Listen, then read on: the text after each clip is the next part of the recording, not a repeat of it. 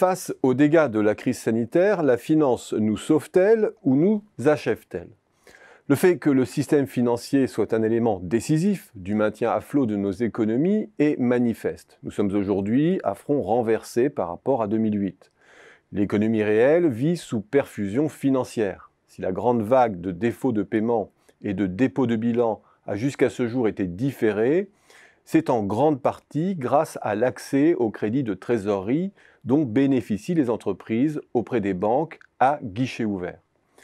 Si les États peuvent aujourd'hui soutenir massivement les agents privés, c'est grâce à leur accès illimité et gratuit à l'endettement, avec en arrière-plan les achats des banques centrales sur les marchés des titres d'État qui maintiennent non seulement les taux au plancher, mais tuent dans l'œuf toute velléité des marchés de spéculer sur les pays les plus vulnérables par le truchement des spreads.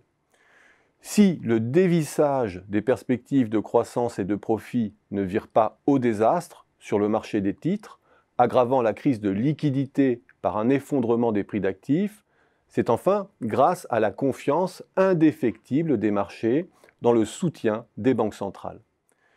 Les taux zéro à horizon indéfini sont le levier principal via lequel la valeur des patrimoines demeure étanche au cataclysme de l'économie réelle, évitant les effets de richesse amplificateurs et déstabilisants pour la sphère réelle.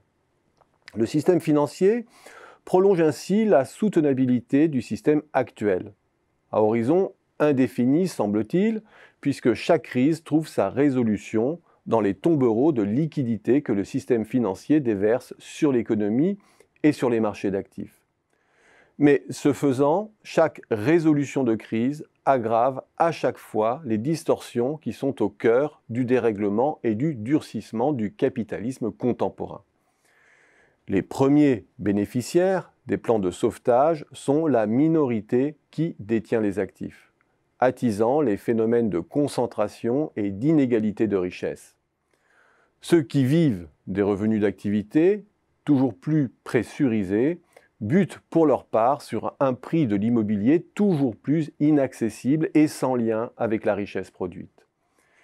Et dans ce monde sous perfusion et de concurrence faussée, l'entreprise zombie ne cesse de capter de la ressource, libérant trop lentement la place à celle qui porte la transition.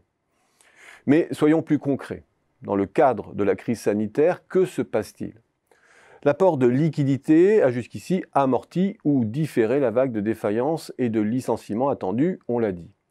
Ce résultat étant acquis, la solution devient maintenant le problème. Les dettes publiques se sont accrues de 20 points de PIB. La dette financière des entreprises a bondi pour sa part de 20 points de valeur ajoutée. Générer la capacité de remboursement de ce surcroît d'endettement, c'est soit entrer dans une spirale de credit revolving incessante où les nouveaux crédits financent les échéances des précédents prêts à taux zéro sans pricer le risque. Mais il arrive un moment où tout l'édifice financier est adossé à une économie zombie et où ce dernier est gorgé de créances douteuses non déclarées.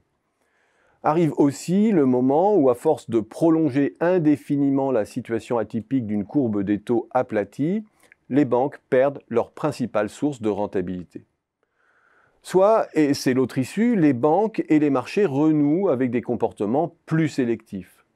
Pour affronter leur surendettement, les entreprises doivent alors dégager du cash flow supplémentaire, abaisser leur point mort donc. À minima, 4 à 5 points de valeur ajoutée. Autrement dit, une pression sur le taux de marge et sur les charges d'exploitation, masse salariale, sous-traitance, fournisseurs, considérable, qui étouffe toute possibilité de reprise et alimente une dynamique dépressive. Et dans ce contexte, les marchés financiers sont à nouveau fragilisés, les bilans bancaires exposés au risque d'une explosion des risques de défaut et les salariés toujours plus sous pression.